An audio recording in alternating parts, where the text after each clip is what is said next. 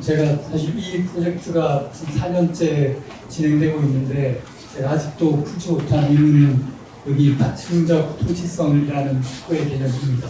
저는 푸코에 대해서 거의 학부에 조금 읽어본 이후에는 거의 안 읽어보다가 지난 4년 전부터 읽기 시작했습니다. 아직도 공부하는 중이고 제가 쟁맹정을 공부하는 입장에서 푸코를 읽으면서 이걸 쟁맹정의 제도들을 잘 이해하는데 어떻게 도움을 받을 수 있을까를 고민하고 있는 중입니다. 그렇습니다. 저도 약간 드릴 말씀들을 적어봤는데 시험관리상 빨리 읽어보도록 하겠습니다. 통치성 개념은 사회와 많은 분야에서 적용되어 개인은 국가 권력의 통치 작용에 포섭하여 국가 권력에 대해 어떠한 적시성을 갖는 존재로 구성하는지를 밝히는 데 기여하고 있습니다. 푸코는 1978년, 79년에 파리대학 강의에서 근대사회에서 국가 기구에 집중하는 권력뿐만 아니라 사회의 권력관계에 편재하는 미시적 권력작용을 통합적으로 이해하고 그 논리와 절차, 기술의 일관된 양상을 지칭하기 위해서 통치성이라는 개념을 사용합니다.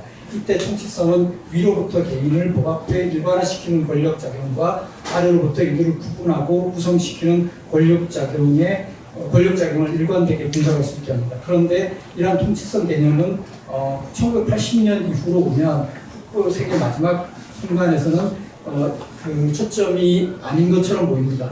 푸코의 마지막 강의에서는 진리담론, 진리가 드러나는 절차와 논리, 주체의 구성, 자신과의 관계, 그리고 자기 보살핌, 용기 있는 지실 말하기, 파레시아, 즉 이런 그 이슈들을 다뤄나갑니다.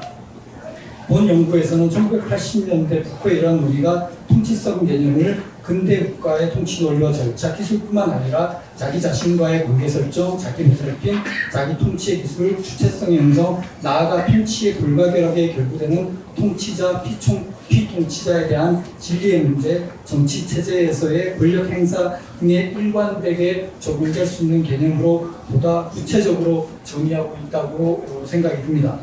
푸코는 1983년 1월 강의에서 자신의 필생에 걸친 연구가 사고의 역사, 그러니까 히스토리 오브 소트에 천착해 왔다고 밝힙니다. 이때 사고란, 그러니까 소트란 경험의 초점에 대한 분석을 얘기합니다. 이 경험의 초점에서는 지식의 형태, 그리고 개인들에게 적용되는 형태 규범, 그리고 주체의 존재 양식이 서로 얽혀드는 지점을 의미합니다. 경험의 초점의 예로는 여러분 잘 아시듯이 광기라든가 성정체성이라든가 범죄성 같은 것들이 있습니다. 그러니까 광기를 예를 들면 광기에는 정신의학, 심리학, 사회학 등의 지식들이 얽혀드는데 이거는 지식의 형태 및 진리 검증에 관한 것입니다. 또 경험의 초점으로서의 광기는 미친 주체와 미치지 않은 주체를 구분하여 주체의 존재 양식을 보여줍니다. 또 이와 함께 정상적인 주체에게 요구되는 행동의 양식도 보여주게 됩니다.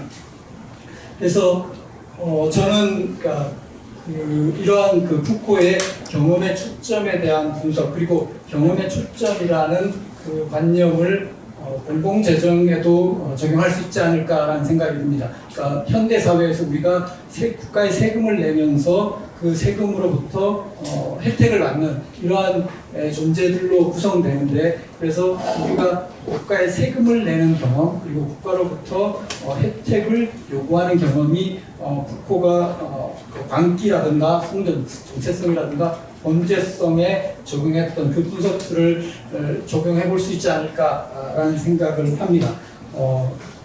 푸코는 제가 그 다층적 통치성의 개념에 정착하다 보니까, 그러니까 공부를 하다 보니까 적어도 푸코에게 있어서 통치성 개념은 적어도 세 가지 층위 또는 세 가지 다른 차원으로 정의될 수 있지 않을까 싶습니다. 그 첫 번째가 푸코가 1978년, 79년의 강의에서 얘기했던 근대 국가에 있어서 그 권력이 작용하는 논리와 절차, 기술의 중체 또는 그런 식으로 국가 권력이 미시적 권력과 통합되어 개인을 구성하고 인구를 구성하는 그 논리와 절차를 의미하는 것 하나하고 두 번째는 모든 통치에는 통치자에 대한 진리 그리고 피통치자에 대한 진리 그리고 그 통치 대상에 대한 진리들을 진리가 결부되고 그러한 그 통치 자체가 그런 진리를 드러내는 과정을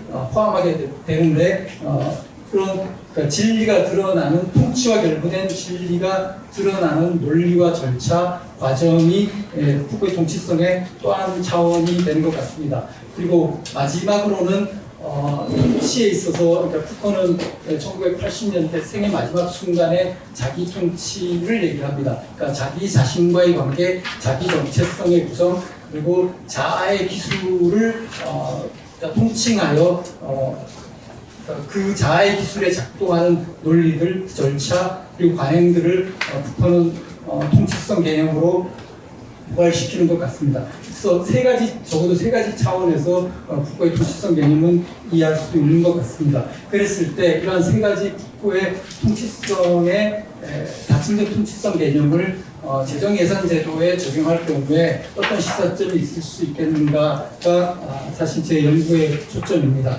이걸 위해서 저는 적어도 현대 국가에서의 재정예산제도 중에서도 두 가지 이슈를 다루고자 합니다. 하나는 재정 투명성의 이슈고 다른 하나는 조세윤리에 관한 것입니다. 재정 투명성은 국가의 재정활동의 전반에 대해서 과거, 현재, 미래의 재정활동의 전반, 그러니까 가령 정부 지출의 내용이라든가 조세 구성이라든가 국가 채무의 문제라든가 이런 재정활동 전반에 대한 정보를 생산하여 국민들이 이해하기 쉬운 방식으로 그리고 국민들이 활용하기 쉬운 때에 제공해 주는 걸 의미합니다.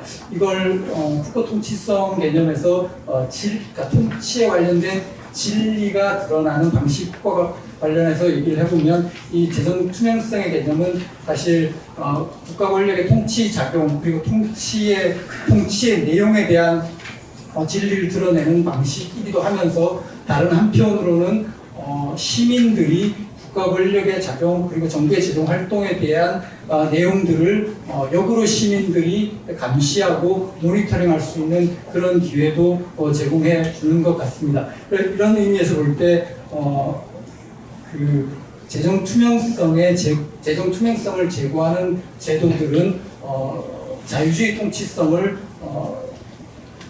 통치성에서 국가 권력에 대한 어떤 제한의 의미가 있지 않는가라는 생각이 듭니다.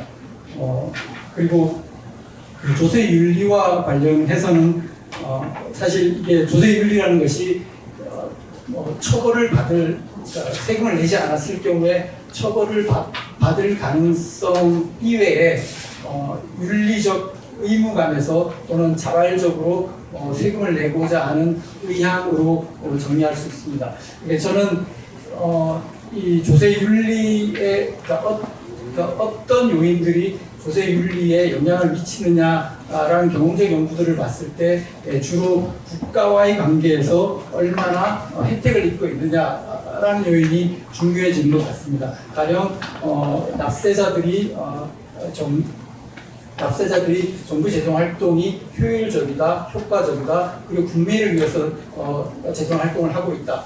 또는 정부의 조세 행정이 만족스럽고 투명하다. 또는 납세자들이 정부 기구나 또는 조세 행정 기관에 대해서 만족하거나 신뢰하고 있다. 이런 요인들이 조세 윤리에 영향을 미치는 것 같습니다. 그래서 조세 윤리는 국가에 대해서는 국가의 서비스를 받는 것에 대한 당연한 대가라는 의미에서 윤리적인 어떤 그런 의미로 납세자들에게 제시가 됩니다. 그런데 납세자들이 세금을 낼 때는 그것을 비단 국가에 대한 물리적 의무를 다하는 것뿐만 아니라 사실은 국가로부터 내가 얼마나 혜택을 받고 있느냐 그리고 이 국가가 내가 만족하는 국가이냐 받아들일 수 있는 국가이냐에 대한 판단이 납세윤리, 조세윤리 수준에 영향을 미치는 것 같습니다. 무슨 말씀이냐면 그러니까 적어도 납세자로서 또는 공공 서비스의 향유자로서 구성된 대인들은 적어도 나와 국가와의 관계에서 납세자로서의 또는 서비스 향유자로서의 나와 국가와의 관계에서 적어도 국가가 나에게 어떤 혜택을 주고 있느냐를 기준으로 자기의 국가에 대한 윤리적 의무의 정도를 판단한다는 겁니다. 그리고 이걸 판단할 수 있는 제도적 부담이 재정 투명성의 제도라는 생각이 듭니다. 네, 이 정도 말씀드리고 추가적인 거는 토론 이후에 다시 말씀드리도록 하겠습니다. 예, 고맙습니다.